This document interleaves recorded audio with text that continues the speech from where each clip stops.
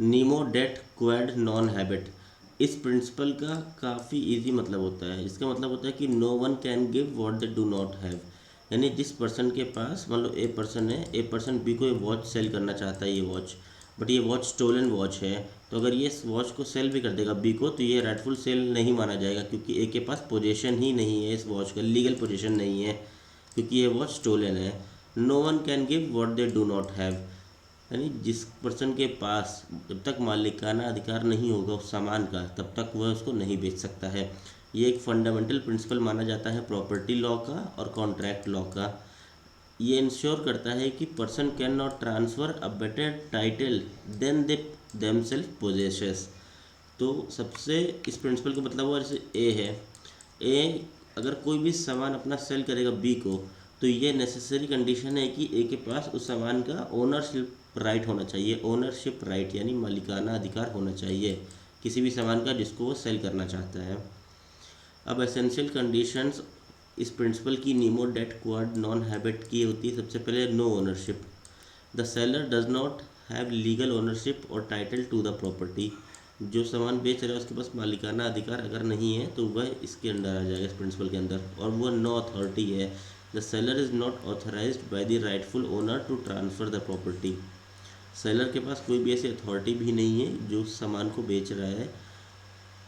True owner's right, the true owner's right remains unaffected by the unauthorise sale. अगर कोई unauthorise sale हो रहा है तो अनऑथराइज सेल की फर्स्ट कंडीशन क्या होगी कि जो भी सेलर सेल कर रहा है उसके पास ओनरशिप राइट ही नहीं है, तभी वह अनऑथराइज सेल मानी जाएगी। Invalid title, the buyer can not acquire a better title than the seller has. तो अगर सेलर है, ये बायर है, सेलर कुछ भी सामान बायर को बेच रहा है, तो बायर को राइटफुल टाइटल तभी मिलेगा जब सेलर के पास राइटफुल टाइटल था उस सामान को बेचने का। जब सेलर के पास ही राइटफुल टाइटल नहीं था तो बायर को वैसे ही राइटफुल टाइटल नहीं मिलेगा। लॉफुल ट्रांजैक्शन रिक्वायरमेंट, किसी भी लॉफुल ट्रांजैक्शन कंप्लीट होने के लिए सबसे इम्पोर्टेंट होती है सेलर और बायर के बीच में कि सेलर के पास ओनरशिप राइट होना चाहिए जिस भी सामान को वो बायर को बेच रहा है। ओनली लॉफुल ओनर्स और those with authority can transfer valid ownership. Valid ownership तभी मानी जाती है जब राइटफुल ओनर ही ट्रांसफ़र करता है अपना सामान बायर को। अब इस प्रिंसिपल को लाया क्यों गया, कोर आइडिया क्या था? A person who does not have ownership और proper authority over an item can not transfer ownership. जब तक इंसान के पास राइटफुल ओनरशिप नहीं है सामान को लेके, तब तक उसको वह ट्रांसफ़र नहीं कर सकता है।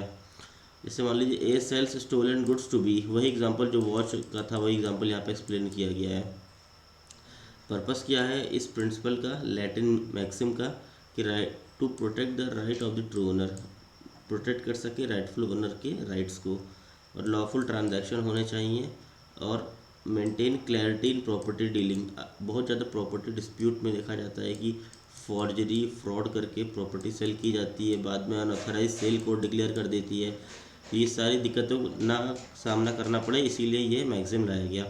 Application, this rule is commonly applied in cases involving theft, fraud या सेल ऑफ प्रॉपर्टी। जहाँ पे फ्रॉड का सिनेरियो रहता है वहाँ पे ये एप्लीकेशन अप्लाई होता है। एक्सेप्शन देख लीजिए, इसके कुछ एक्सेप्शन भी हैं इस प्रिंसिपल के, जैसे सेल बाय मर्केंटाइल एजेंट।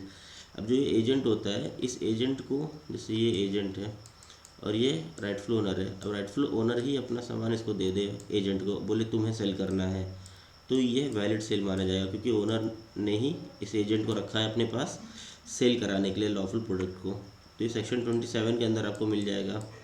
अब सेल बाय जॉइंट ओनर, अगर कोई जॉइंट ओनर है, जैसे मान लो इस हाउस का जॉइंट ओनर है, ए भी ओनर है और बी भी ओनर है, तो अगर बी चाहे तो सेल कर सकता है, तो यह माना जाएगा राइटफुल सेल।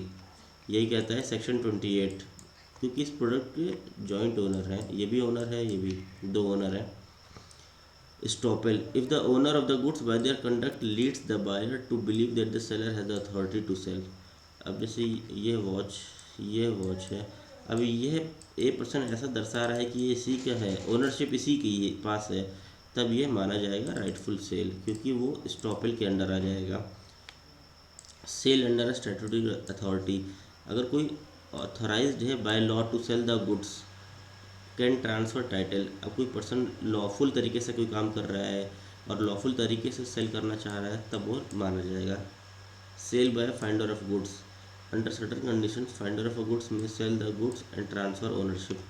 अब फाइंडर ऑफ गुड्स का काफ़ी ईजी होता है। जैसे ए को ये वॉच मिली, तो इस वॉच को ये फाइंड कर रहा है कि किसकी वॉच है। पेपर में निकाला और उसने मैगजीन में निकाले, काफ़ी नेबर में पता भी किया, तो ये राइटफुल ओनर नहीं मिला। तब ये ए पर्सन इसको सेल कर सकता है और जिसके पास जाएगा वो सेल वैलिड मानी जाएगी, क्योंकि इसने सारी टर्म्स एंड कंडीशंस को कोशिश किया कि फाइंडर ऑफ गुड्स की फाइंड कर सके राइटफुल ओनर को।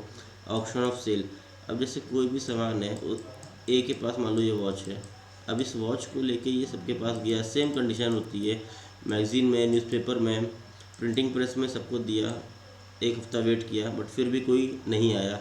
तब ये इस वॉच को ऑक्शन कर सकता है, जब उसकी इंटेंशंस भी गुड होते हैं। तो ऑक्शन के तरीके से भी इसको सेल किया जा सकता है।